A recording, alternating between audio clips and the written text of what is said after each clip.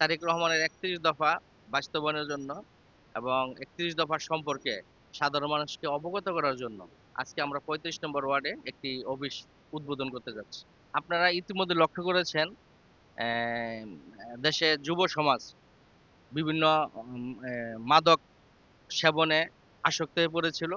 আমরা এই মাদক সেবন থেকে যুব সমাজকে ফিরিয়ে আনার জন্য আমরা বিভিন্নভাবে কাজ করে যাচ্ছি।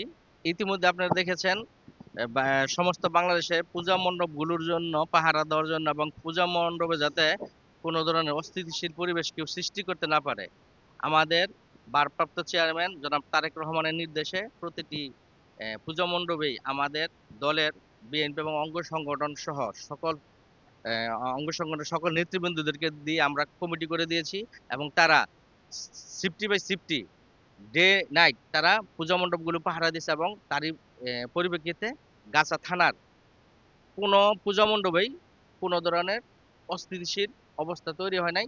গণতান্ত্রিক দল বাংলাদেশে একটি আছে, সেটা হচ্ছে জাতীয়তাবাদী দল।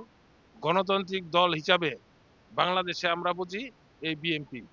দেশে যে কুচক্রী মহল বিভিন্ন পায়তারা করছে দেশে একটা অস্থিতিশীল অবস্থা সৃষ্টি করার জন্য, সেটিকে প্রতিরোধ করার জন্য আমরা জনগণকে সজাগ করার জন্য আমরা এই প্রতিটা ওয়ার্ডে একটি করে অফিস করছি এবং এই অফিসের মাধ্যমে এই কুচক্রী মহলকে আমরা, যাতে জনগণ এই কুচক্রী মহলের ফাঁদে পা না দেয়, সেজন্য তাদেরকে বোঝানোর লক্ষ্যে আমরা এই কার্যক্রম পরিচালনা করছি।